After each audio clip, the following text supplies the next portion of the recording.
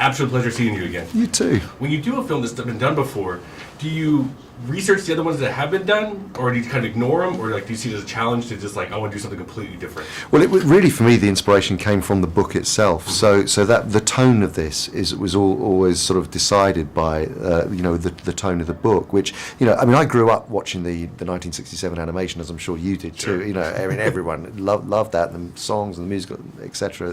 The wild kind of antics of the animals and Mowgli's friends. But this to me, the reason that it appealed to me was because it was this was more of a Mowgli-centric story. Sure. That it was actually his journey of trying to discover who he was, and that really comes from the book, and it is a slightly darker tone. Yeah. And it feels more real in the sense that it's an emotional journey, and that actually things really happen to him. So there's cause and effect with he doesn't just brush himself off and he's okay. He's really deeply affected by each stage of his journey, and that was a version I didn't feel that we'd seen before, and that I thought was something, and also to kind of really get under the skin of the time the book was written, which was a colonial India, and specifically culturally set it there. Yeah. So it really felt like it was grounded and authentic in that way. Yeah, I think the one thing we can both agree is that we're not getting any bare necessities in this one. Certainly no bare necessities. Or and much as though King Louis was a great character in the animation, he's not in the book. No. So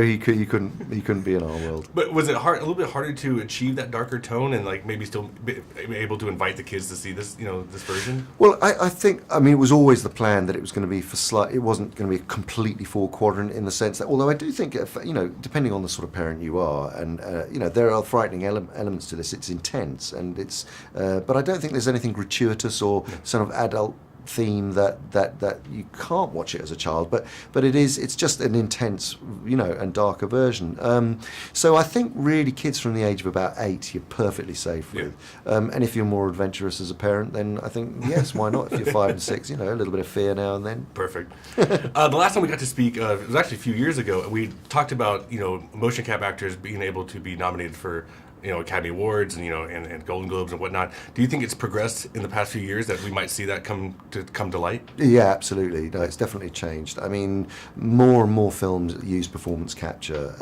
and all sorts of ways of actors being characters that are not necessarily manifesting themselves on screen. And also the Academy have openly said, in fact, they've never been against performance capture. It's just the branches within that have yet to have understood it. But now I think the perception's completely changed. What was the lesson you learned that you'll take on to the next one from this production? In terms of directing? Yeah. I mean, making a film like this, has been an exercise in patience. It's been a long haul. This is I first started. I got involved at the end of 2013 on this, and wow. So as a director, and that's a long period of time. I was managing to do other things in between, but it is being. I think it's the whole thing about being true to your vision and sticking with that through thick and thin. Even when you're getting tugged in different directions, and perhaps different people want different things. It's being able to the things that I've learned really are being able to listen. Yeah.